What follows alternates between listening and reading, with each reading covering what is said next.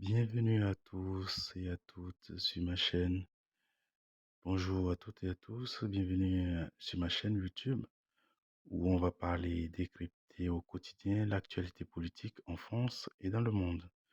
Alors, je fais mes premiers pas sur cette plateforme et donc ceci est ma toute première vidéo. N'hésitez donc pas à vous abonner et à cliquer sur le pouce pour nous encourager. Alors, à 2 ans des élections présidentielles, si vraiment il n'y a pas d'élection anticipée, il est opportun à travers les médias alternatifs tels que les chaînes YouTube d'éveiller les consciences et de sortir des manipulations d'opinion des grands médias détenus par les puissants. Ces milliardaires et leurs complices qui font et défont les personnalités politiques.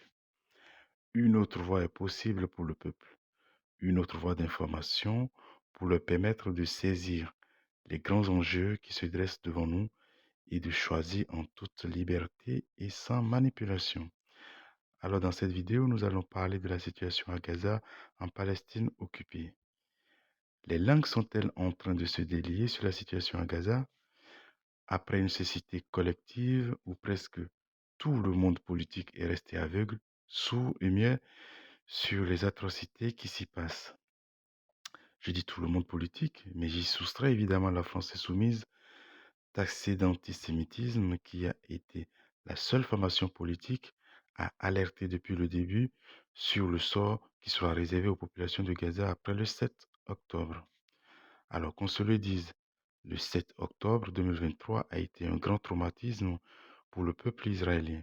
Ce jour où le Hamas a commis des atrocités en Israël avec près de 1200 hommes, femmes et enfants tués. Il est important de le rappeler. Mais le 7 octobre justifie-t-il le massacre de plus de 53 000 Gazaouis, dont plus de 15 000 enfants? Écoutez l'édito de Anna-Cécile Maillefert sur France Inter, qui parle de la fissuration du silence qui règne autour de Gaza. 7h21 et en toute subjectivité avec vous, Anne-Cécile Maillefert. Et aujourd'hui, vous le disiez, vous voulez nous parler d'un silence, le silence qui règne autour de Gaza et qui se fissure enfin. Il est une femme dont les pas ne résonneront pas sur le tapis rouge du Grand Palais à Cannes, Fatma Assona. Elle était photojournaliste, protagoniste du documentaire Put Your Soul on Your Hand and Walk de Sedipé Farsi. Le lendemain de sa sélection au Festival de Cannes, elle a été tuée à Gaza. Elle est l'une des plus de 10 000 femmes mortes sous les bombes, les drones et les tirs israéliens, 10 000. Et avec elle, plus de 14 000 enfants selon l'UNICEF. Il paraît qu'une guerre ne choisit pas ses cibles, mais à Gaza, 70% des victimes sont des femmes et des enfants. Selon Oxfam, c'est donc le conflit le plus meurtrier pour les femmes et les enfants depuis des décennies. En parle-t-on assez? Et ce silence, ce que vous définissez comme ça, c'est aussi une question de mots. Quels mots pour parler de ce qui se passe? Depuis le 7 octobre, j'ai moi-même la gorge nouée, j'ai cherché les mots, j'ai eu peur de mal dire, peur d'être injuste, imprécise. Dans un contexte où tout est explosif, tout explose. J'ai dénoncé les massacres et les viols des femmes et des enfants israéliens, j'ai eu raison. Les féministes, nous savons mieux que personne dire la violence sexuelle, mais nous savons aussi différencier le fort du faible, décrypter la stratégie d'un agresseur qui se fait passer pour la victime et constater les conséquences désastreuses de tout type de colonisation, qu'elle soit patriarcale ou nationale. Hier, Delphine Orviller, dans un texte posté en ligne, se libérait de ce qu'elle avait vécu comme une injonction au silence. Elle parle d'une déroute politique et d'une faillite morale pour Israël et rappelle qu'on ne venge aucun mort en affamant des innocents ou en condamnant des enfants. Alors quel mot quand la probabilité d'un génocide devient de plus en plus certain, quand s'annonce une nouvelle Nakba? Quel mot quand on affame les mères, quand on déchiquette les enfants, quand on détruit les hôpitaux, les écoles, les arbres et les sols, quand on anéantit tout ce qui pourrait renaître, la vie et la possibilité de la vie? La sociologue Stéphanie Latabdallah a un mot pour cela qui me semble juste, le futuricide, tuer l'avenir. Et puis il y a les mots des survivantes. Oui, Leïla, Ayad, Boutaïna, toutes celles qui vivent la famine, qui soignent sans médicaments, qui pleurent sans larmes. Il y a Nour et Beyan aussi, elles ont survécu parce qu'elles ont fui, mais elles disent le déchirement des survivants. Pourquoi je vis, moi? Pourquoi je suis encore là? Et puis il y a la justesse des mots des poétesses. Voici les vers de Doa Kalout, réfugiée à Marseille depuis quelques jours, écrit à Gaza peu avant de partir. Je serai de retour sans toi, ô guerre. Je couperai mes ongles maculés de la noirceur du feu et de l'âpreté de l'esselement. Je délaisserai tous mes habits qui charrient les déceptions de tous les chemins. Je porterai dans ma valise tous mes appels interrompus et les hébergerai dans mes répliques. Je me prosternerai sous les pieds de Gaza pour qu'elle pardonne mon péché de l'avoir délaissée, pour l'excès d'amour-propre de l'échapper. Fatma Assona ne montera pas les marches de Cannes, mais son regard traversera les écrans et le temps. Elle nous regardera. Elle regardera si nous sommes capables, nous aussi, de dire ce que nous voyons et de nommer ce que nous savons. Car le silence ne protège jamais les vivants, il enterre une deuxième fois les morts. Merci Anne-Cécile Maillefer, présidente de la Fondation des femmes, et à vendredi prochain. Vous l'avez donc compris, les langues commencent donc à se délier, comme le rappelle Anne-Cécile Maillefer, comme par exemple Delphine Orviller et Anne Sinclair qui, il y a encore quelques mois, justifiaient que Israël avait le droit de se défendre, quitte à commettre ces atrocités. Mais passons. Une autre personne dont la voix se fait entendre, c'est l'ancienne candidate au deuxième tour des élections présidentielles. Écoutez ce que dit Ségolène Royal, qui est également l'une des voix à gauche, en plus de la France insoumise, à nommer les choses.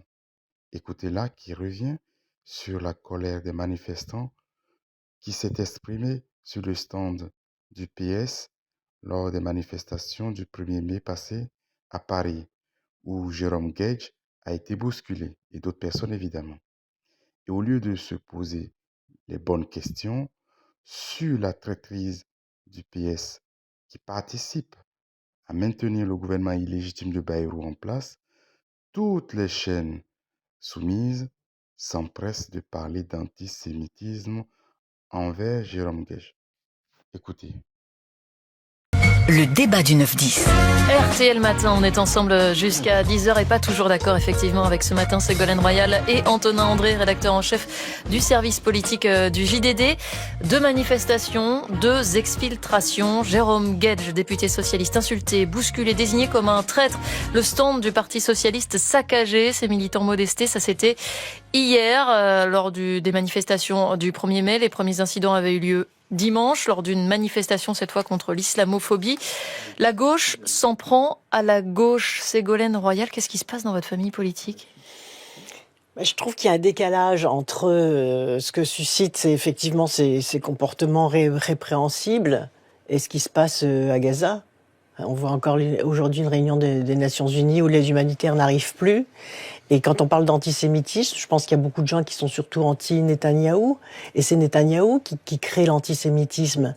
Et ça ne légitime pas. Vous voyez, c'est pas parce que, vous voyez, bon, effectivement, il y a la destruction d'un stand, etc. Mais quand même, il y a des dizaines de milliers d'enfants qui ont été massacrés à Gaza. Il y a quand même une différence de nature et de niveau. C'est pas le même sujet, mais je ne veux pas que ce sujet-là occulte la gravité de ce qui est en train de se passer à Gaza et en Cisjordanie. Est-ce que ça légitime les réactions antisémites en France ? Non, mais c'est pas de l'antisémitisme. Jérôme Gage, quand on entend sale sioniste dimanche au rassemblement contre l'islamophobie, c'est pas. Mais c'est tout à fait condamnable. Mais qui peut nier qu'il y a du racisme, de l'antisémitisme, tout simplement du refus de la différence, tout simplement une montée de l'intolérance, tout simplement une montée des communautarismes qui se haïssent les uns les autres.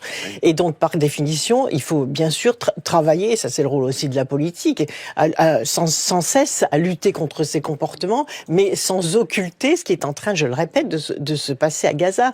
Quand dans les quartiers circulent en effet des visages d'enfants massacrés à Gaza, comment voulez-vous qu'il n'y ait pas de colère ? Quand on traite ceux qui sont solidaires des victimes de Gaza de terroristes, il y a quelque chose qui ne va pas non plus.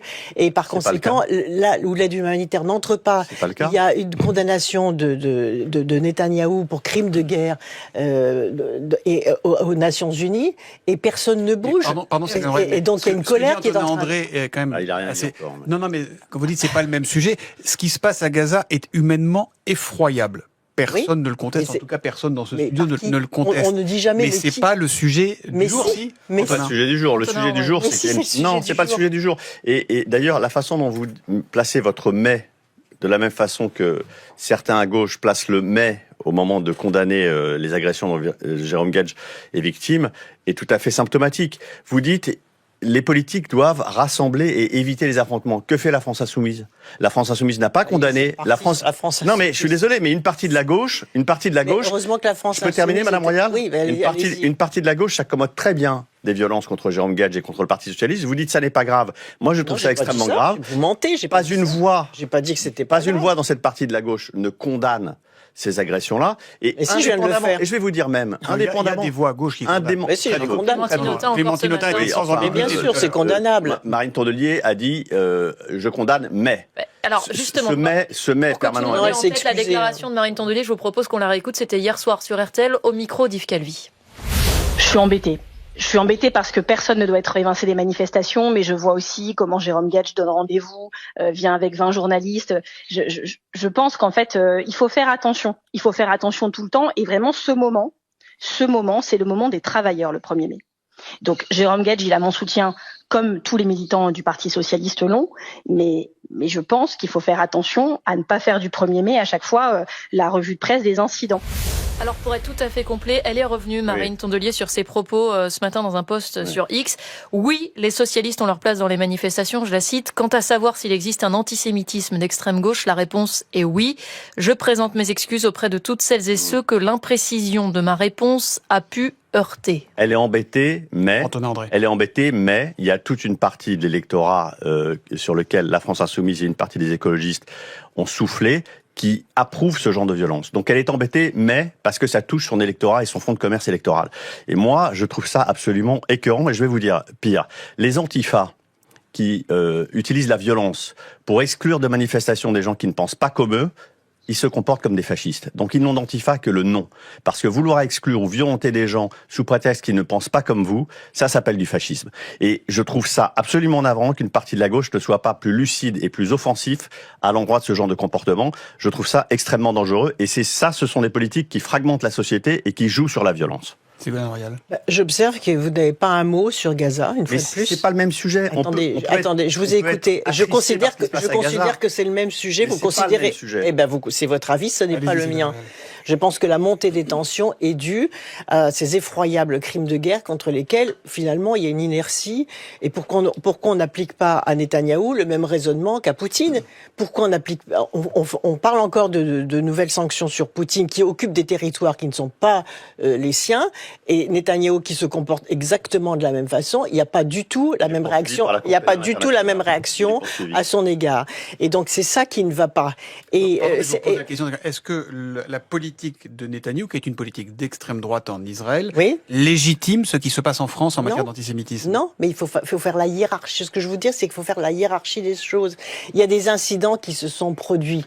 Il n'y a pas eu mort d'hommes, il n'y a pas eu mort d'enfants, il n'y a pas eu de massacre. Non, mais attendez, pour le dénoncer. Je dénonce, c'est scandaleux, je dénonce, ok. Mais dénonçons, vous voyez, quand certains dénoncent plus fortement un incident de ce type qui s'est produit dans une manifestation, des trucs de gaminerie et qui sont condamnables, etc., bien sûr, mais qui ne disent pas un mot, comme ça vient d'être fait, sur les massacres d'enfants, de populations civiles, d'interdiction d'entrée de l'aide humanitaire à Gaza, d'occupation de la Cisjordanie, c'est épouvantable dans cette non-hiérarchie des valeurs, des consternations et des condamnations. Et par ailleurs, il y a une instrumentalisation par la droite et par l'extrême droite, on vient de l'entendre à nouveau, sur chaque fois qu'il y a un incident, hop, on tape sur Mélenchon. Je vous permets pas de me qualifier de droite ou d'extrême droite, Madame Royal, excusez-moi. Non, comme on vient de l'entendre. Non, mais c'est quand même, c'est pas de gauche, c'est pas un discours de gauche. Attention aux amalgames. Chaque fois qu'il y a un incident, hop, ça permet de taper sur Mélenchon. Donc ça aussi, c'est une instrumentalisation, qui est dérisoire d'une certaine façon par rapport, je le répète. Vous écoutez ce que dit Jean-Luc Mélenchon? Attendez, je fais terminer. Vous écoutez le vocabulaire qu'il emploie? Mais ce n'est pas mon problème. Ça vous pose pas de problème, vous? Non, ça me pose moins de problème que ce qui se passe à Gaza. Ça me pose moins de problème que ce qui se passe à Gaza. C'est d'autant plus navrant que Jérôme Gage, il condamne la politique de Netanyahou. Il la combat.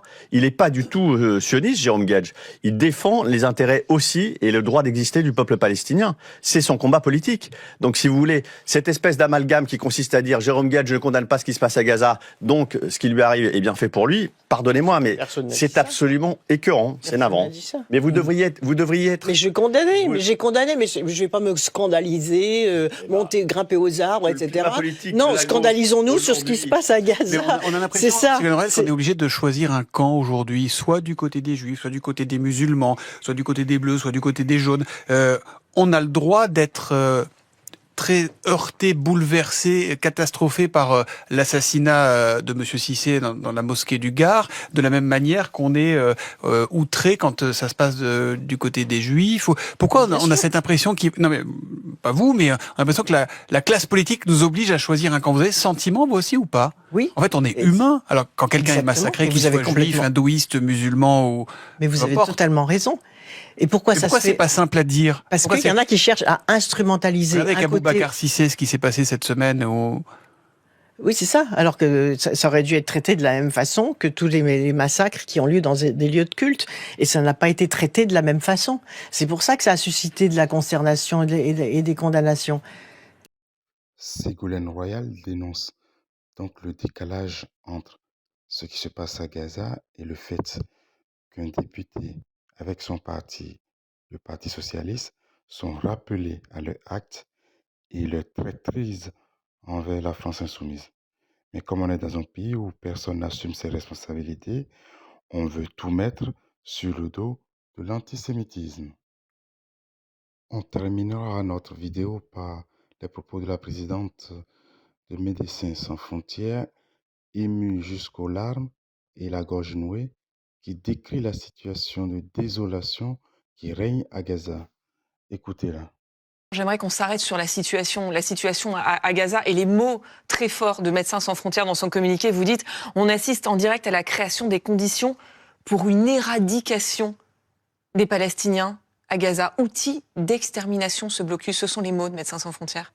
Oui, tout à fait, ce ne sont pas des mots choisis au hasard. Ça fait presque 20 mois qu'on est sur le terrain avec des équipes internationales, mais qu'on travaille aussi avec plus de 2000 Palestiniens. Et tous les jours, depuis de nombreux mois et ces derniers temps, de fait de la situation est dramatique, on voit la nourriture se réduire. Donc aujourd'hui, pour vous donner une idée, ça paraît peut-être un peu anecdotique, mais nos équipes internationales, aujourd'hui, n'ont la possibilité de se nourrir qu'une seule fois par jour. Mais nous, on a les moyens d'acheter la nourriture. Notre personnel national, c'est beaucoup moins que ça. On les aide, ils trouvent un peu de riz. Nos patients, c'est très, très compliqué. On prend en charge beaucoup de brûlés. Et aujourd'hui, ils cicatrisent très difficilement parce qu'ils n'ont plus à manger. Donc, on assiste depuis des mois et des mois à des meurtres, à des meurtres en masse de la population générale, des enfants, mais aussi à la destruction de tout ce qui fait qu'il est possible de vivre à Gaza. Aujourd'hui, c'est plus possible de vivre à Gaza. Et on voit les photos qui sont envoyées, que vous nous avez transmises, des photos envoyées par les équipes de Médecins sans frontières qui sont sur place. La nourriture ne rentre plus. Mais il y a aussi Bernard très Guetta peu d'eau. disait il y a un instant sur la nourriture, le problème c'est que là ça fait 75 jours que toute l'aide humanitaire, le ravitaillement, tout ça c'est bloqué. Les stocks sont en train de diminuer. Vous disiez d'ici une semaine à 15 jours potentiellement on pourrait rentrer dans une famine. Mais disons que ce que l'on voit sur le terrain, c'est que le nombre d'enfants, c'est toujours les enfants les premières victimes. Donc là, les enfants atteints de malnutrition, le nombre augmente tous les jours. Le nombre augmente. Je voyais les chiffres que vous donniez. Un quart des enfants souffrent de malnutrition aiguë. Un quart, on a dit qu'il y avait une augmentation de 30% parmi les enfants qu'on prend en charge. La vérité, c'est que c'est aujourd'hui très compliqué de donner des chiffres précis de nombre d'enfants malnutris vu le chaos aujourd'hui dans Gaza. Ce que je voulais dire aussi, c'est qu'il y a pas assez d'eau. Ça, c'est quand même aussi condition de vie. Pas assez d'eau. Nous, on est Médecins sans frontières, on est le deuxième fournisseur d'eau de Gaza. On estime que d'ici maximum 2 semaines, on devra choisir à utiliser notre essence, le fioul qu'on a encore, ou pour donner de l'eau, c'est-à-dire on utilise le fioul dans des centrales de dessalement. On devra utiliser l'essence ou pour l'eau, ou pour maintenir nos hôpitaux fonctionnels. Donc vous voyez dans quoi on... Donc vous êtes en train de dire qu'il y a une urgence humanitaire qui est vitale là, pour la population. Ah mais c'est évident, mais c'est plus une urgence humanitaire. Oui, c'est une crise absolument massive dont les conditions ont été mises en place par Israël. Mais c'est ça, parce que vous dites que c'est un blocus qui est volontaire, qui est délibéré. Pour vous, c'est quoi ce blocus? C'est une façon de forcer la population à quitter Gaza? Il y a plusieurs choses. Il y a ce blocus qui est en place. Il y a les annonces du gouvernement israélien d'envahir, de prendre, d'entrer dans le nord de Gaza, donc de pousser de nouveau toute la population du nord de Gaza vers le sud. Ça, c'est en train de commencer, nous, cette semaine. Cette semaine, en face de notre clinique, il y a eu un bombardement.